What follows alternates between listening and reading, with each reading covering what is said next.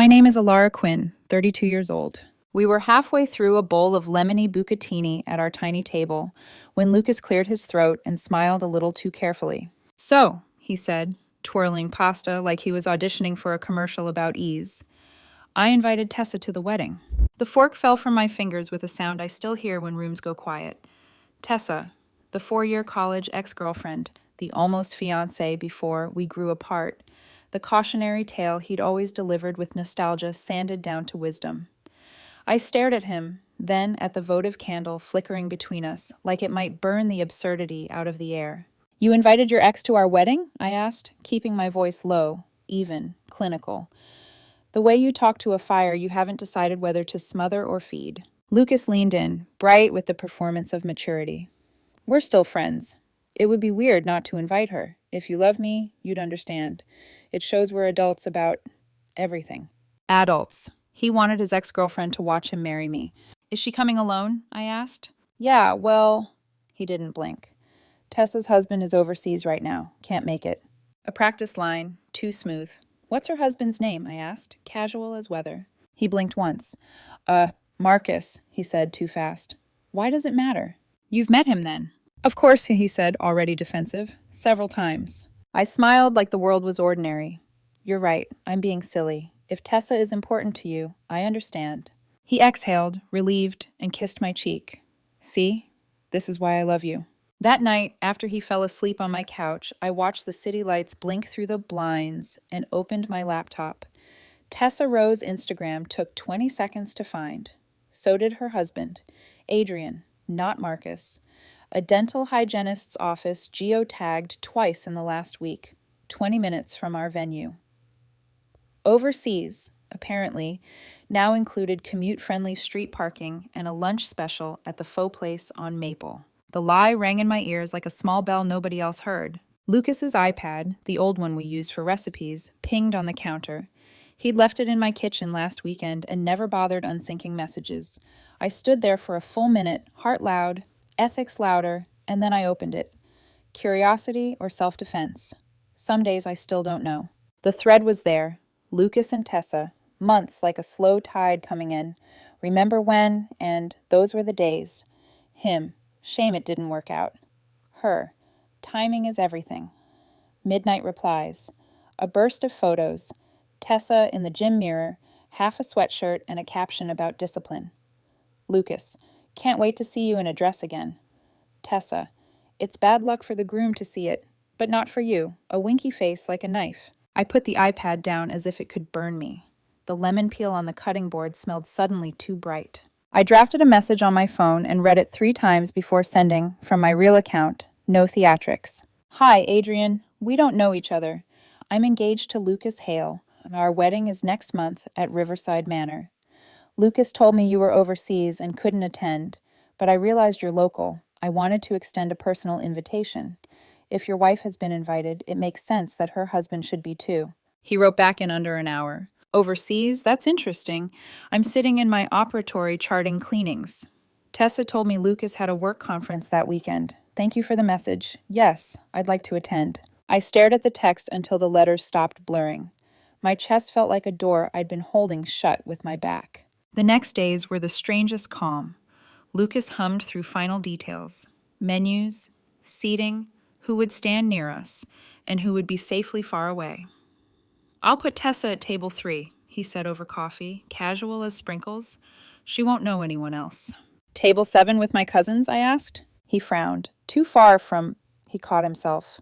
I mean, the flow is better up front. Too far from the head table. Meanwhile, Adrian and I exchanged a handful of messages that read like quiet triage. He didn't ask for screenshots. I didn't volunteer them. We traded just enough proof to steady the ground beneath our feet. If you're all right with it, I'll come to the rehearsal dinner, he wrote. Maximum clarity, minimum spectacle. Bring a friend, I typed. Me. 3 days before the dinner, Lucas flipped through the guest list on his phone like a director blocking a scene. Rehearsal's family and wedding party, I confirmed. And Tessa, he said, she's traveling from out of state. She wasn't. It's nice to include her. That's thoughtful, I said, and almost believed my own tone. The day of the rehearsal dinner, I told Lucas I was running to help a friend with car trouble. I'll be quick, I promised. You go ahead. He pressed his lips to my hairline, performing patience. Don't be late. I wasn't. I was exactly 40 minutes late. The private dining room held 30 people in a climate you could slice. My parents, his parents, our friends in careful suits, my sister already reading everything on my face. Next to Lucas at the head table, Tessa. Soft gold dress, soft laughing at something he'd just said, the proximity of old intimacy disguised as nostalgia. There you are, Lucas said, standing, relief ready on his tongue. We were getting... He saw Adrian behind me. The room stuttered. Tessa's smile collapsed like meringue. Hi, honey, Adrian said to his wife with the gentlest precision I've ever heard. Surprise, my trip got canceled. Silence rolled through the room like weather. Tessa's mouth opened, closed. Lucas's hand found the back of the chair and held as if gravity had become optional. Adrian, Tessa managed, voice 2 notes too high. I thought, overseas? Adrian offered. Right. And Lucas had a conference. I stepped forward, palms calm against the fabric of my dress. Everyone, I said, this is Adrian Rowe, Tessa's husband. He'll be joining us tonight as my guest since Lucas felt strongly about including Tessa in our wedding celebrations. My mother, who deserves her own legend, slid over and patted the chair beside her. Adrian, she said, warm as rescue. Come sit by me. We took our seats. The waiter poured wine. The salmon arrived like a farce with lemon. So, Tessa said to the table at large, voice paper thin, how long have you two been engaged? 8 months, I answered. Together 3 years. You? 3 years, Adrian said, meeting her eyes. Married 3. Although apparently there's been a lot of reminiscing lately. Silverware clinked like punctuation. We're just friends, Tessa said, soft, practiced. It would be childish not to include people who mattered. Friends don't text at midnight, Adrian said, still gentle, not unkind. Friends don't send gym selfies with captions about what a shame it was that things ended. Lucas found his voice. Not here, he hissed. This isn't the place. Where then? I asked, finally turning to him. During our vows? At table 3? Or when you told me Adrian was overseas, so I wouldn't think to ask him to come? His mother's wineglass paused halfway to her mouth. My sister's eyes widened. Tessa stared at Lucas like he'd deviated from the script. Lucas attempted a laugh that sounded like a cough. You're being dramatic. Am I? I said quietly. Or just in focus for once? He swallowed. Ilara? Do you know what I wanted, Lucas? I asked, keeping my voice low enough that only the closest could hear, high enough that everyone did. To marry a man who was sure enough of me to stop auditioning the past. He didn't answer. No one did. The room held its breath like it was afraid to exist. Adrian reached for his water. Since we're all here, he said softly, I want to be clear that I didn't come to fight. I came because lying selects itself. If there's nothing to hide, there's nothing to fear in truth sitting at the table. I looked at him, grateful for a stranger's steady hand on the ripcord. Eat, my mother said to no one in particular, before the fish gets cold. For a minute, forks moved. Conversations restarted in whispers. Across the table, Tessa lifted her wine, hands shaking just enough to ripple the surface. Lucas stared at the linen as if it might provide a line reading. I cut a small piece of salmon and let it sit untouched. Inside me, a door I'd been leaning against swung open into clean air. Whatever came next, I knew this. I would not walk down an aisle toward a test. The salmon cooled, the room warmed, and the silence learned our names. Tessa tried again, voice gauzy. It's really not what you think. Lucas and I are just... Adrian slid his phone across the table without flourish. Screen dimmed to a page of timestamps that glowed like runway lights.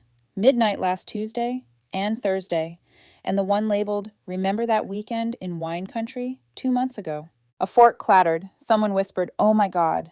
We're friends, Tessa repeated, thinner. Friends don't send gym selfies with captions about missing our routine, Adrian said, tone still level, surgeon precise. Or write, timing is everything, when asked if they regret not marrying each other. Across from me, Lucas's smile was the kind you put on a wound. This is getting blown out of proportion, I finished, gentle, like telling me her husband was overseas. My sister leaned in, eyes flicking from Lucas to Tessa as if mapping a constellation of poor choices. My mother rested her fingers on Adrian's sleeve, a quiet, maternal, I'm sorry you had to come find your truth in a room like this. At the head of the table, Lucas's father set his napkin down with the resignation of a man who knows when the stock is about to crater. Tessa's voice hardened. So what if we texted? Lucas and I have history. Mature adults maintain friendships. Then why did you need Adrian gone? I asked, tilting my head. Why was overseas the word you reached for? Color bloomed high on her cheekbones. He said he had a conference. Adrian's eyebrows rose, soft disbelief. I clean teeth on Fridays, Tessa. You know my schedule. Lucas's mother finally spoke, the steel under silk. Ilara, darling, perhaps we should address this privately. I kept my eyes on Lucas. I tried to. He invited Tessa to the rehearsal dinner. A waiter approached, hovering, then retreating. Front of house instinct screeching. Let this be someone else's catastrophe. Veronica, our planner, materialized by the door and saw the weather. She pivoted wordlessly and evaporated. Lucas cleared his throat.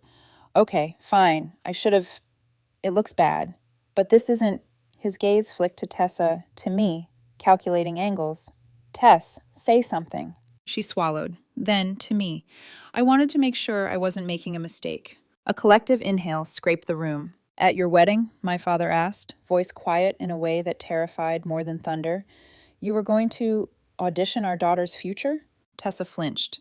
Not like that. Lucas is safe. He's good. Boring, I offered, and felt, absurdly, the urge to protect him even now. Tessa's mouth pressed thin. I needed closure. Closure doesn't require seating charts, Adrian said, the smallest tremor sneaking into his restraint. Or midnight nostalgia while your spouse is asleep. Lucas dragged his chair back an inch, legs squealing against wood. Ilara, this is spiraling because you're hurt, understandably. I put Tessa at table 3 because she'd be awkward anywhere else. I asked her to the rehearsal because she drove in from 34 miles, I said. I checked. And you put her near the head table because you wanted to glance left and feel 19 again. He opened his mouth. Nothing came. I picked up my water, swallowed the shake in my hands, and set the glass down. Tell everyone about the dress text. Lucas's eyes cut to Tessa. Her lashes fluttered. Micro-confession. She looked down. Adrian answered for them, voice soft to blunt the blade. He wrote, can't wait to see you in a dress again. She wrote, it's bad luck for the groom to see it, but not for you. A sound left Lucas's mother, quiet and breaking. My sister muttered, wow, like a verdict. This is a misunderstanding, Lucas said, desperation finally bleeding through the polished veneer. You're reading intent that isn't there. Then say yours, I said. Say, on record, that you did not consider, at any point, whether seeing Tessa again at our wedding would change your mind. His jaw worked. I watched the calculation flicker. Deny, deflect, confess, charm. For a heartbeat, he looked like the boy in his college photos, hopeful, unsure, trying to be whomever the room needed. He chose wrong. I just wanted to know I was making the right choice, he said, small. Chairs scraped. The air thickened. My mother folded her napkin with ritual calm. My father leaned back, eyes closed, like counting to a number that would hold his hands still. At the far end, Tessa's face crumpled, then steeled, some invisible hinge locking into place. Adrian exhaled, a quiet surrender. Thank you, he said. That's all I needed to hear. Lucas stood abruptly. We should go, he told Tessa, reaching for her arm without looking at me. We? Adrian asked, not angry, amused by the sheer choreography of it. Tessa didn't move. Her gaze slid to me, and for the first time that night, she looked uncertain instead of composed.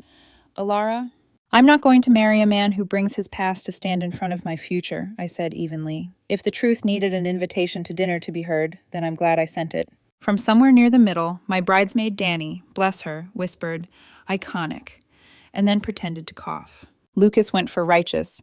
You've humiliated me. No, I said. You humiliated us both. I just pulled back the curtain. He seized on offense. What about you rifling through my iPad? That's a violation.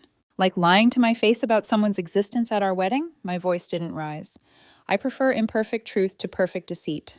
Tessa's father, who'd been a portrait of bottled temper, finally cracked. Tessa, enough. Are you having an affair? No, she snapped. God, no. It was emotional. We needed to know. At her wedding? Adrian repeated, tired. So romantic. Should we read vows and notes app drafts too? My mother lifted her glass.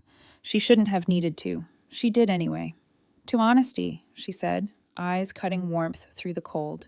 May it arrive before the entrees next time. Half the room drank. The other half stared at their plates, devout to the religion of not getting involved. Tessa's sister May cleared her throat. "You're almost 30, Tess. Stop confusing drama with destiny." Tessa's mouth trembled. "I'm not—" "The villain?" May supplied. "Maybe not, but this is villain behavior." The waiter reappeared, brave and doomed. "Shall we bring dessert?" "Yes," my mother said crisply. "Something with lemon. It cuts the taste of regret." A few stunned laughs broke the tensions back. The room exhaled. I stood.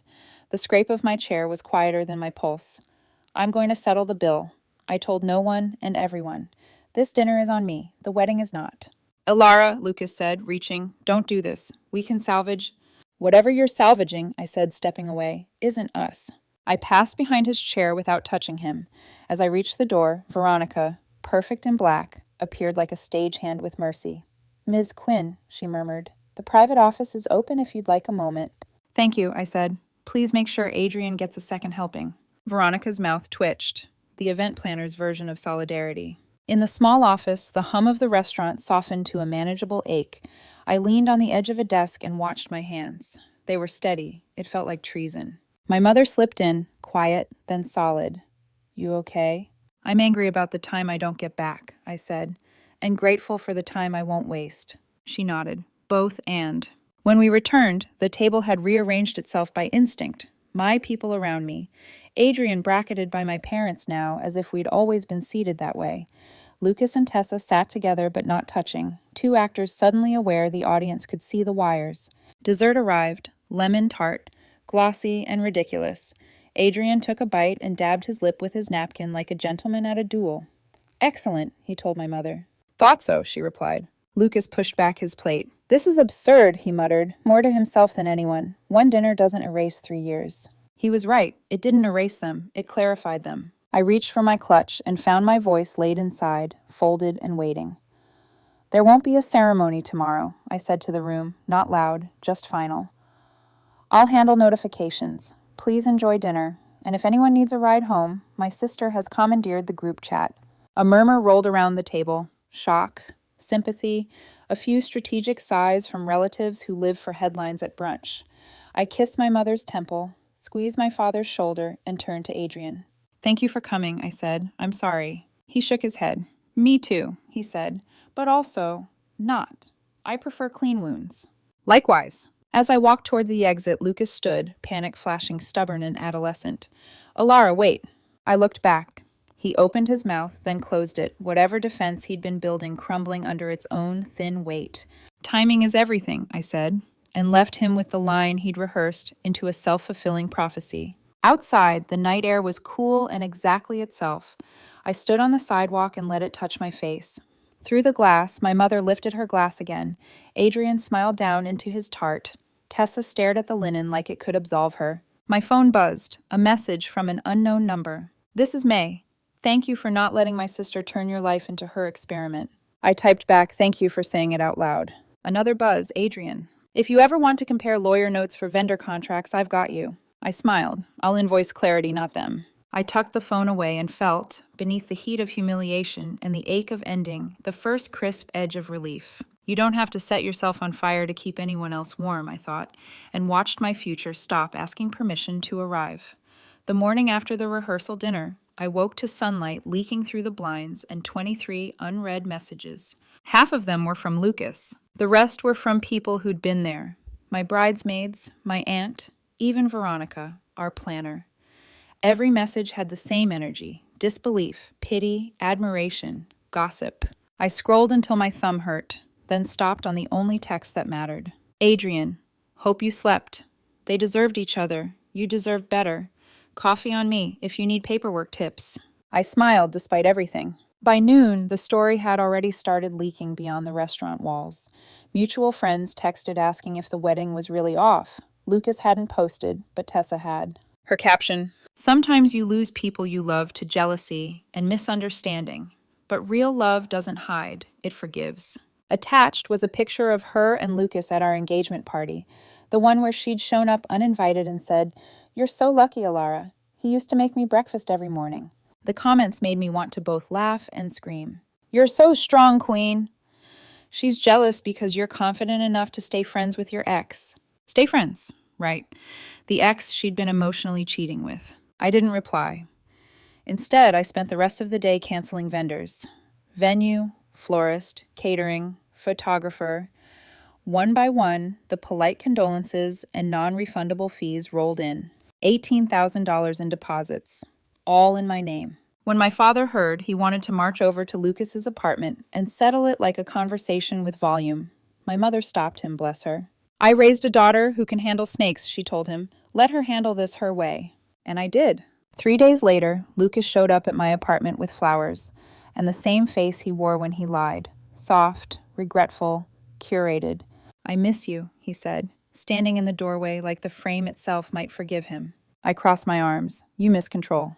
Ilara, please, we can fix this. Fix what? You lied about her husband. You flirted with your ex while planning our vows. He stepped closer, lowering his voice like the problem was volume. I made a mistake. I needed to see if I'd moved on. I have now. You're who I want. How convenient, I said. You chose me after you got caught. His jaw tightened. You're being cruel. No, Lucas, I said quietly. I'm being honest. It just sounds cruel to people who aren't used to it. He flinched, then tried one last angle, the pathetic one. Please, don't throw away 3 years. You did that when you invited her. When I started to close the door, he pressed a hand against it. You'll regret this. I looked him straight in the eye. Only if I let you stay. He dropped his hand. You're cold. No, I said, shutting the door between us. I'm done. That night, Tessa posted again. A sob story about being bullied and humiliated by insecure women who can't handle emotional maturity. I nearly ignored it. Then I saw the first comment. From Adrian. Insecure? You lied about me being overseas while sending selfies to your ex. Call it what it is. Betrayal. The internet turned instantly. Screenshots started surfacing. Texts from Adrian's phone. Photos from Tessa's hidden second account. Proof. Her emotional maturity was shirtless messages at 1 o'clock a.m. Her friendship was a saved draft titled, If He Objects, We'll Run. Yes, she'd actually planned to have Lucas stand up during the ceremony when the officiant asked, Does anyone object? And she'd considered it. The draft messages were dated 2 weeks before the dinner. Lucas, if you give me the signal, I'll stand. Tessa, that's so romantic, but let me see how I feel in the moment. The moment being my wedding. When Adrian forwarded the screenshots, I just stared at them, equal parts horrified and grateful. You really dodged a grenade, he wrote. I sent him back a single line, and you defused it. Lucas, meanwhile, tried his own damage control. He posted a long-winded clarification, calling himself a man caught between two women who misunderstood each other. Adrian replied again. Caught between them. You invited one to her own wedding rehearsal. That reply had 100,000 likes in a day. By then, my inbox was full of journalists sniffing for a viral wedding gone wrong feature. I ignored them all. I wasn't interested in being a headline. I was interested in getting my money back. When Lucas's father finally called, his tone was somewhere between shame and exhaustion. Ilara, we'd like to reimburse you for the deposits. This entire situation, it's humiliating. You'll find the invoices in your email, I said. 2 days later, a check arrived. $18,000. I deposited it and booked a solo trip to Italy that same night. Meanwhile, Tessa's marriage collapsed like glass under heat. Adrian filed for divorce within the week, citing irreconcilable betrayal. Their joint bank account froze. She moved back in with her parents. Monica, her counterpart in the male version of this story, had been replaced here by Adrian's calm efficiency and poetic justice. He didn't rant online. He didn't trash her name. He simply posted one photo, him standing on a dock beside a moving truck, captioned, Some things float, some sink. The comments said everything else. One night before my flight, Lucas texted again. I heard you're going to Italy. Running away won't fix anything. I'm not running, I wrote. I'm walking somewhere peaceful. You should try it. He replied with a broken heart emoji. I left it on red. The day I left for Rome, I stopped by the florist who'd been designing our centerpieces. She looked nervous, probably expecting awkwardness. I just wanted to say, she said, I've seen a lot of weddings fall apart, but rarely because one person refused to settle for less. I smiled. Then maybe it's not falling apart. Maybe it's falling into place. She nodded, thoughtful.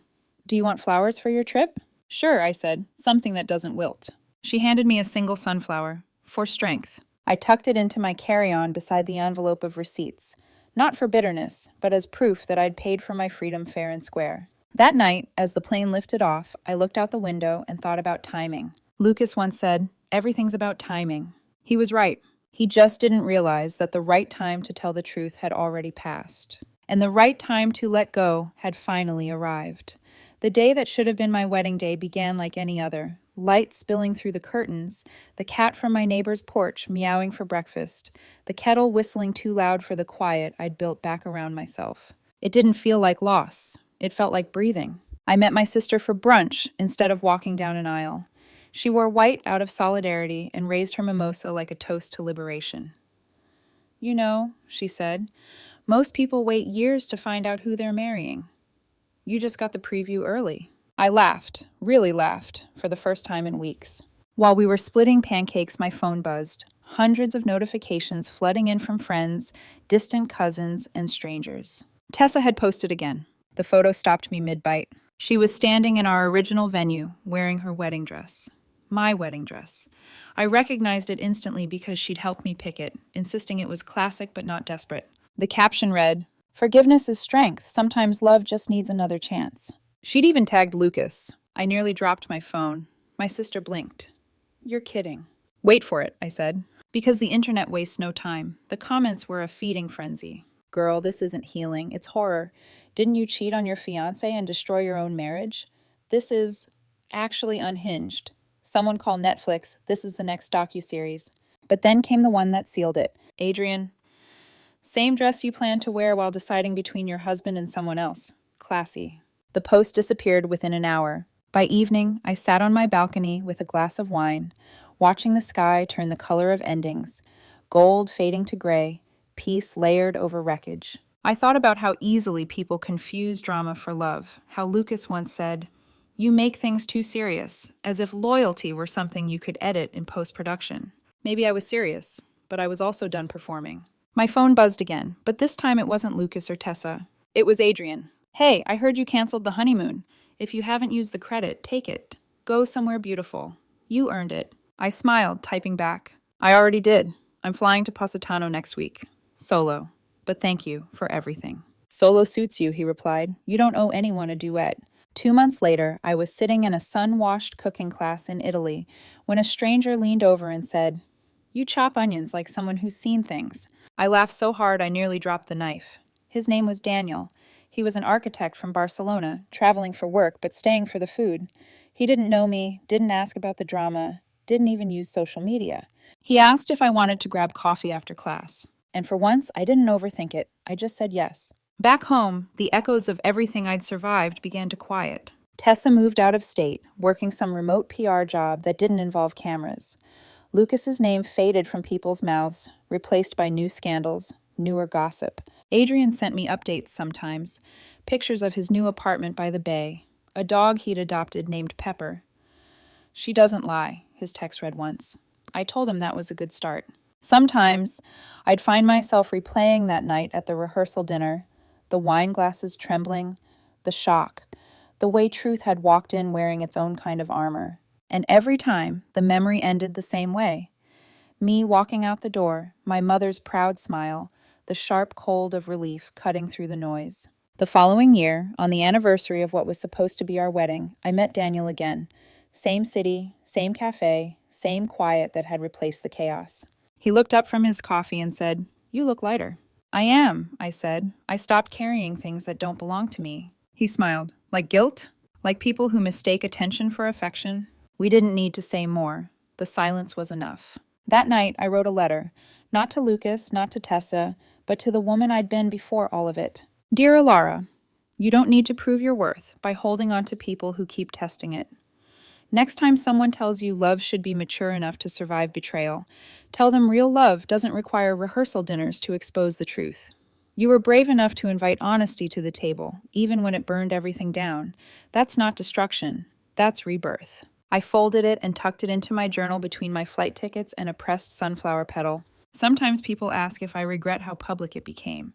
The dinner, the scandal, the fallout. I don't, because love that hides in the shadows doesn't deserve to stand in the light. And if inviting the truth cost me a wedding, then it was worth every cent of those non-refundable deposits. Now, whenever I hear someone say, "If you loved me, you'd understand," I smile and think, Understanding is exactly what love gave me, just not in the way they meant. It gave me clarity. It gave me peace. And it taught me the most important rule of all. When someone invites their past to your wedding, don't panic. Just invite the truth, because the truth always shows up dressed for the occasion.